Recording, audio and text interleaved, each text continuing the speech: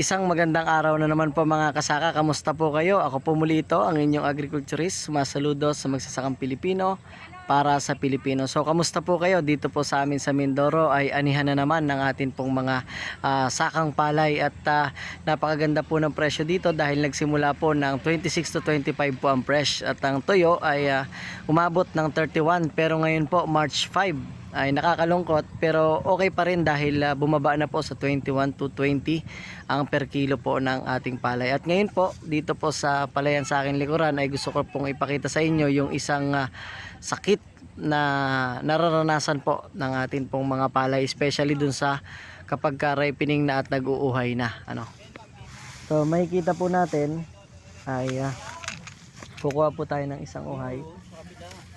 Yan. So ito pong hawak ko ngayon ay isang uhay ng palay na kung saan po ay meron pong kung tawagin po ito sa Tagalog ay kulugo, pero sa English po ay pulses mat.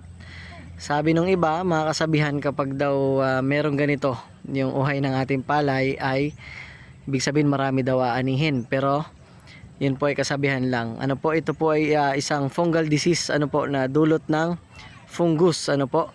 Isa din pong dahilan sa mga pagkakaroon nito ay kapag po tayo ay sobra-sobra yung paggamit ng fertilizer, lalo na po yung nitrogen sa atin pong palay. At maganda po kapag po ganito ay maganda po ay may iwasan na agad sa pamamagitan ng pwede po yung ating pong mga binhi, pwede nating ibabad sa mainit na tubig.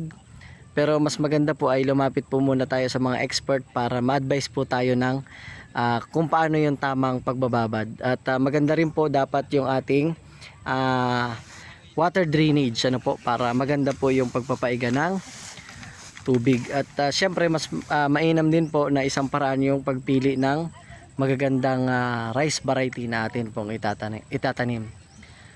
So ano pong masasabi nyo sa pagkakaroon ng pulses mat sa inyo pong mga palayan, sa atin pong mga palayan? Ito po yung itsura nya. So ayan.